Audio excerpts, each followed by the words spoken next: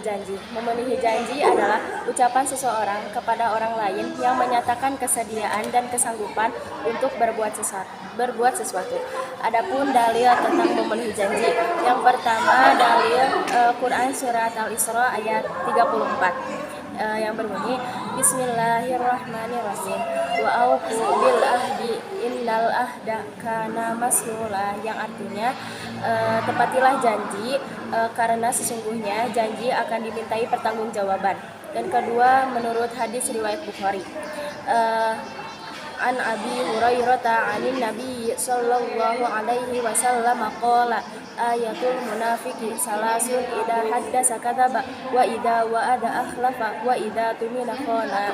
Dari Abu Hurairah radhiyallahu anha dari Rasulullah sallallahu alaihi wasallam, beliau berkata, tanda-tanda orang munafik ada 3, yaitu bila dia berbicara dia akan berdusta, bila dia berjanji dia akan mengingkari, dan bila dia diberi amanah dia akan berkhianat.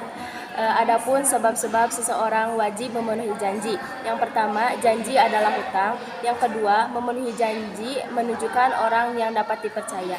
Adapun memenuhi janji, yang pertama, ketentuan dalam berjanji. Contohnya berjanji untuk ditepati. Yang kedua, hikmah memenuhi janji ada contohnya termasuk orang yang bertakwa. Dan yang ketiga, akibat orang yang ingkar janji, contohnya dijauhi teman dan masyarakat sekitar.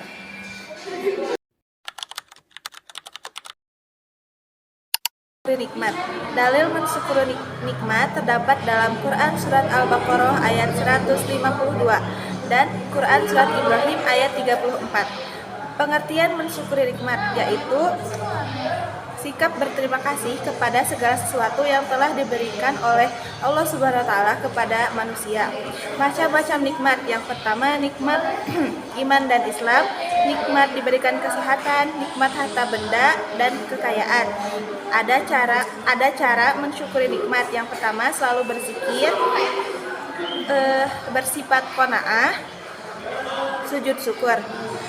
Dan ada hikmah mensyukuri nikmat, yaitu Allah Subhanahu wa taala akan melipat gandakan nikmat yang telah diberikan. Yang kedua, mendapatkan surga dengan penuh kenikmatan. Dan yang ketiga, ada meningkatnya keimanan. Adapun akibat orang yang kufur nikmat, yaitu mendapatkan azab dari Allah Subhanahu wa taala dan mendapatkan penyakit sombong.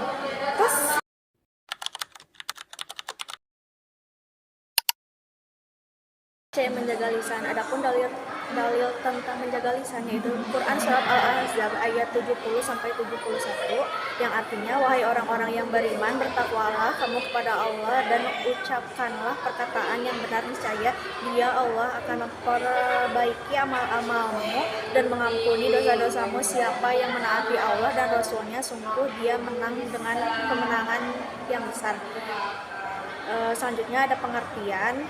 Menjaga lisan berarti berhati-hati ketika berbicara. Selanjutnya ada cara menjaga lisan, yaitu hindari perkataan yang tidak diketahui kebenarannya.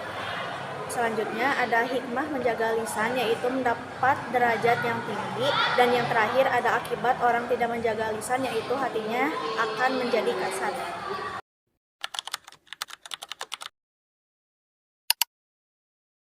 D. Menutupi aib orang lain. Pengertian, aib secara lisan berarti cacat, kekurangan. Kondisi dibolehkan membuka aib orang lain pada saat meminta saran, masukan, fatwa kepada ulama. C. Hikmah menutupi aib orang lain, mendapat pahala dari Allah Subhanahu wa taala. Akibat bagi orang yang suka membuka aib orang lain menjatuhkan kehormatan diri sendiri.